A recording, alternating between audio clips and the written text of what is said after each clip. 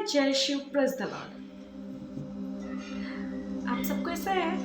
मैं आशा करती हूँ कि आप सब कोई परमेश्वर की दया से बहुत ही अच्छे होंगे। इससे पहले कि हम वीडियो स्टार्ट करें, आइए हम परमेश्वर से दुआ करें। धन्यवाद देते हैं मेरे महान राजा इस सुंदर समय के लिए प्रभु, जब हम आपके चरणों तले आए मेरे राजा। जाने अनजाने में हमने जितने भी पापों से अपराध किया, हर एक पापों के लिए प्रभु आप हमें क्षमा कर दीजिए और अगुवाई कीजिएगा परमेश्वर पिता कि हम हर एक समय आपके नियंत्रण में रहने पाएंगे। प्रभु इस समय जब हम इस वचन को पढ़ने जा रहे हैं मेरे राजा, अपने स्वर के भंडार से हम सभी को बुद्धि प्रदान कीजिए ताकि हम लोग आपके इस वचन की गहराई तक पहुँचने पाएंगे, आपकी सही शिक्षा को ग्रहण करने पाएंगे। परमेश्वर पिता धन्यवाद देती हूँ सभी चीज़ों के लिए। आने वाले समय को प्रभु जी आपके हाथों में सौंप देती हूँ। आगे का सेशन को प्रभु आपके हाथों में सौंप देती हूँ। सारा आदर सारा महिमा आपको देती हूँ। प्रार्थना आपके बेटे हमारे उद्धारकर्ता प्रभु यीशु मसीह के मीठे नाम से मांगती हूँ, सुनिए और सबके राज में ग्रहण कीजिए, आमीन। परमेश्वर ने पृथ्वी में सबसे पहला जो मनुष्य बनाया था वो था आदम और हवा। आदम और हवा को परमेश्वर ने अदन की वाटिका में रखा।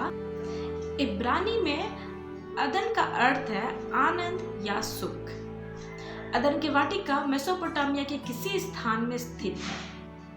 परमेश्वर ने अदन की वाटिका को पूर्व दिशा में बनाया और वहां परमेश्वर ने आदम को रख दिया। यह हमें कहाँ मिलता है? यह हमें उत्पत्ति की पुस्तक अध्याय 2 उसका 8वीं आयत में मिलेगा। अदन की वाटिका कैसी दिखती थी? आइए हम देखेंगे वचन के द्वारा। हम निकालेंगे उत्पत्ति अध्याय 2 उसका 9 से 14वीं आयत में। उसमें ऐसा लिखा है, और यह परमेश्वर ने भूमि से सब भांति के वृक्ष जो देखने में मनोहर और जिनके फल खाने में अच्छे हैं उगाए, और वाटिका के बीच में जीवन के वृक्ष को और भले या बुरे के ज्ञान के वृक्ष को भी लगाया। उस वाटिका को सींचने के लिए एक महानदी अदन से निकली और वहां से आगे बहकर 4 धाराओं में बट गई।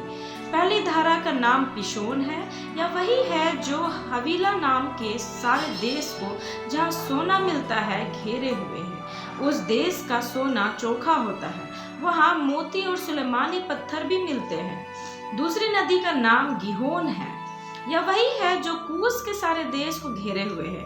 और तीसरी नदी का नाम हिद्देकेल है, यह वही है जो अश्शूर के पूर्व की ओर बहती है। और चौथी नदी का नाम फरात है। यहाँ पर हम लोग देखने पाते हैं कि अदन की वाटिका से 4 नदियां निकलती थी, जिसका नाम है, पहली नदी का नाम पिसोन है, दूसरी नदी का नाम गिहोन है, तीसरी नदी का नाम हिद्देकेल है और चौथी नदी का नाम फरात है।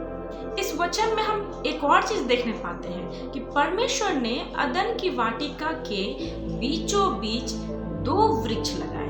पहले वृक्ष का नाम है जीवन का वृक्ष और दूसरे वृक्ष का नाम है भले और बुरे के ज्ञान का वृक्ष।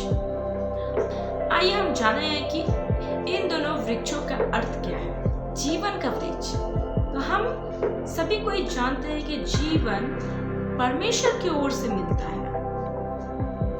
आइए हम इसे वचन के द्वारा देखेंगे। हम निकालेंगे यूहन्ना की पुस्तक 6वीं अध्याय उसका 68 आयत। उसमें ऐसा लिखा है, सिमोन पतरस ने उसको उत्तर दिया, हे प्रभु हम किसके पास जाए? अनंत जीवन की बातें तो तेरे ही पास है।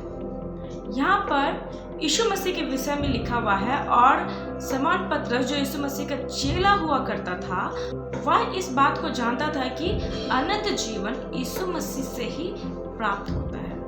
और यहाँ पर जीवन का वृक्ष दिया हुआ है, तो जीवन कहाँ से मिलता है? परमेश्वर के द्वारा, यीशु मसीह के द्वारा हमें मिलता है। हाँ, आइए हम वृक्ष के बारे में भी जाने।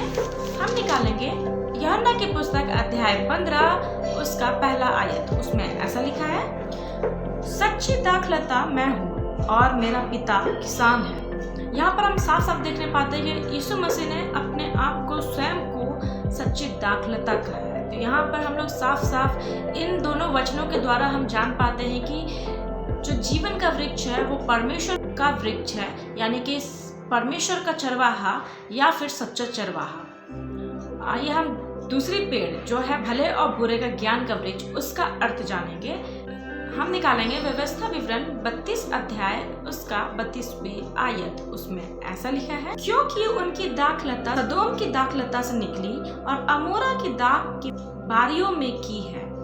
उनकी दाख विष भरी और उनके गुच्छे कड़वे हैं। तो हम सब जानते हैं कि विष जो है जहरीले सांप के मुख से जो निकलता है वो होता है विष।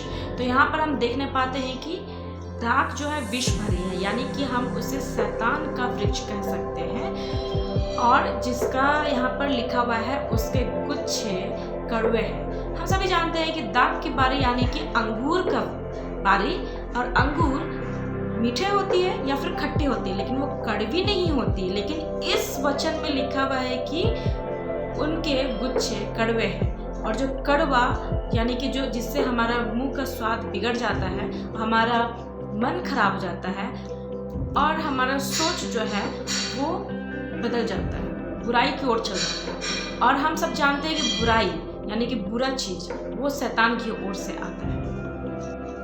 इसे हम और एक वचन के द्वारा समझेंगे।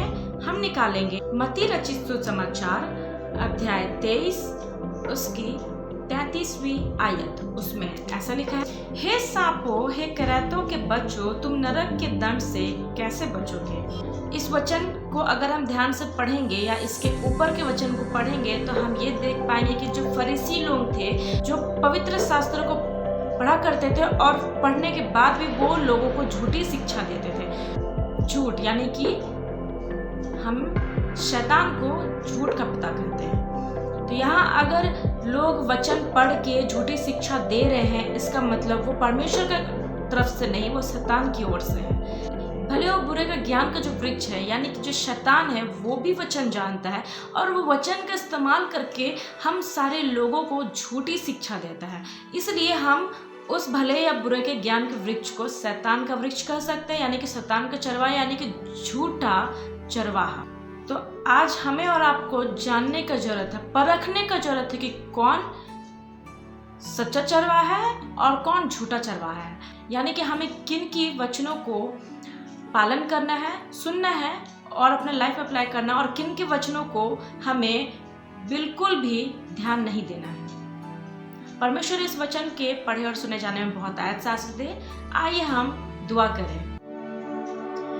धन्यवाद देते मेरे महान राजा इस सुंदर समय के लिए परमेश्वर पिता, जो आपने इस वचन के द्वारा हमें क्लियर किया परमेश्वर पिता कि सचमुच परमेश्वर पिता जो आपने अदन की वाटिका में बीच में जो पेड़ लगाए थे, भले और बुरे का ज्ञान का वृक्ष और जीवन का वृक्ष, सचमुच मेरे राजा आज हम आपको यानी कि हम जीवन का वृक्ष को चुनते हैं मेरे राजा। और प्रभु अगुवाई कीजिए कि हम उन झूठी शिक्षाओं से और झूठे भविष्यवक्ताओं से हम बचे रहने पाए परमेश्वर पिता, और आप अगुवाई कीजिए कि एक एक समय में प्रभु हम आपके ही नियंत्रण में रहने पाएंगे। धन्यवाद देते मेरे राजा कि हम इस वचन को पढ़ने पाते, सुनने पाते, और आपने अगुवाई किया परमेश्वर पिता कि आज नए तरीके से इस वचन को सीखने पाए मेरे राजा।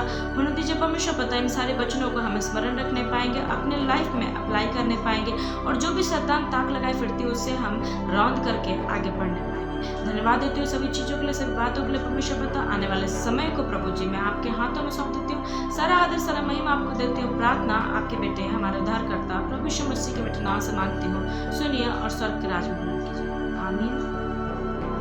Praise the Lord.